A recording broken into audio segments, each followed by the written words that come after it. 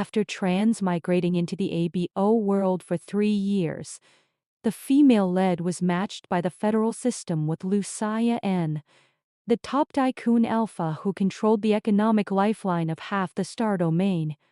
Handsome, powerful and elite, Lucia N. was judged by the federal system to have a 100% pheromone matching rate with the female lead. Born with a disabled gland, the female lead was barely affected by any alpha pheromones, gaining absolute dominance in their relationship. Relying on the binding constraint of the perfect matching rate, the female lead willfully manipulated Lucia N.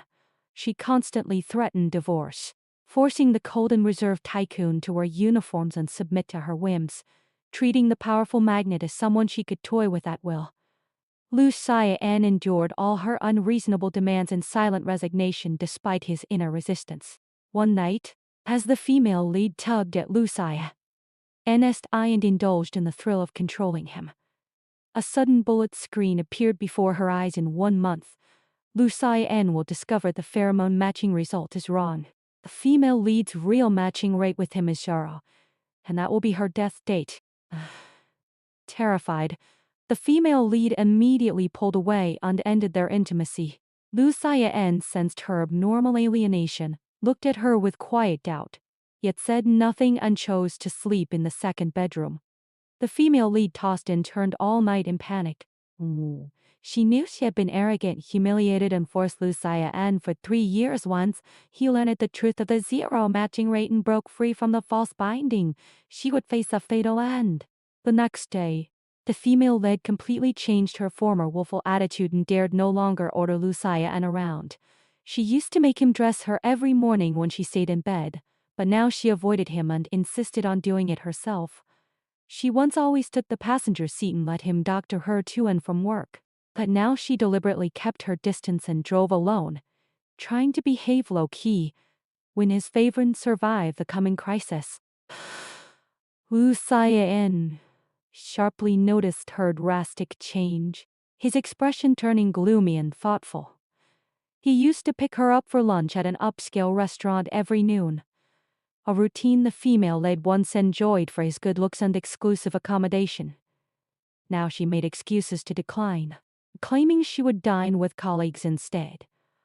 Lucia N. kept pressing for details, questioning the number and gender of her colleagues, revealing his strong possessiveness and wariness.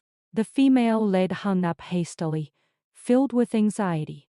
That night, she locked the bedroom door on purpose to avoid private time with him, but, in the dead of night, Lucia N. entered with a spare key, even wearing a cat ear headband she had bought before, an accessory he once refused utterly. He approached gently to tease and get close to her. Reminded of the death warning, the female lead felt chilled to the bone, pushed him away abruptly and claimed she had lost interest recently. Lucia N.'s face turned livid with disappointment and displeasure, leaving for the second bedroom again, deepening the rift between them. On the weekend, the female lead pretended to go shopping with colleagues, actually planning to find an escape route.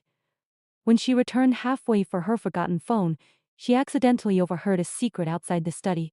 Lucia N. had discovered the pheromone matching error just 1 month after marriage, and had known all along that her matching rate with him was 0. He endured her willfulness for 3 years not because of the matching rate, but because her disabled gland made her immune to pheromones. He intended to study her special constitution and develop drugs to break free from pheromone constraints forever.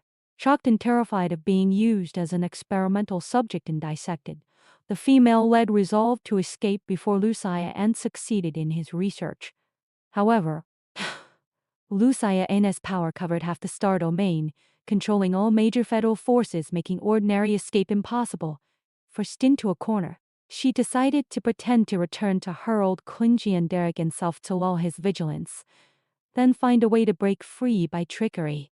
On their second wedding anniversary, the female lead prepared a candlelight dinner, took the initiative to be gentle and intimate, tattooed Lucia N.'s name near her heart, and even proposed having a baby to feign sincere devotion.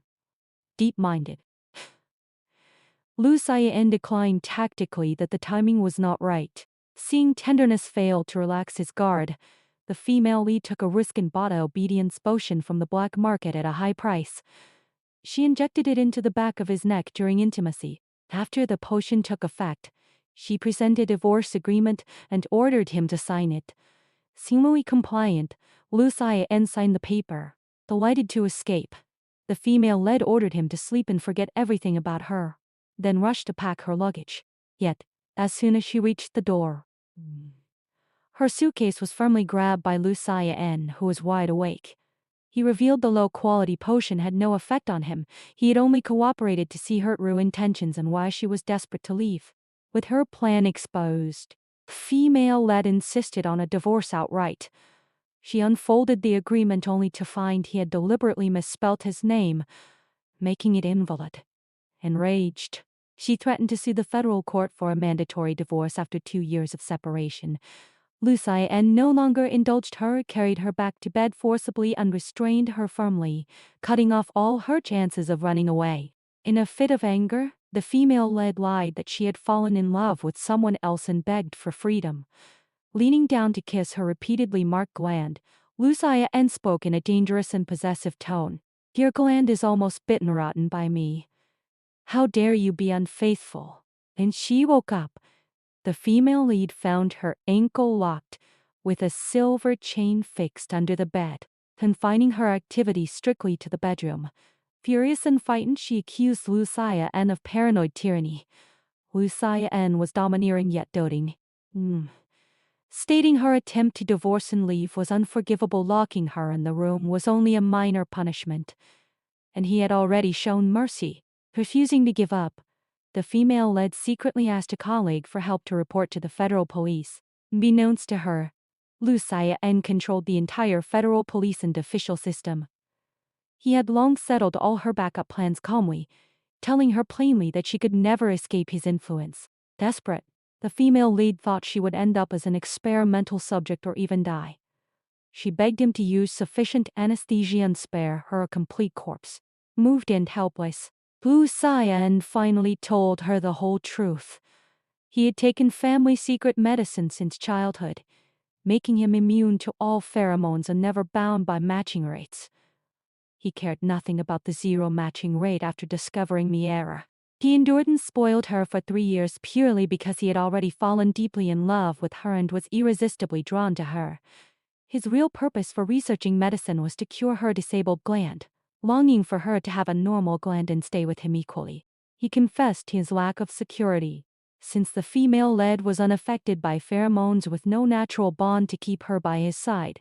He could not help but want to control and confine her. He refused to have a baby earlier only because the gland treatment drug would harm the mother and child.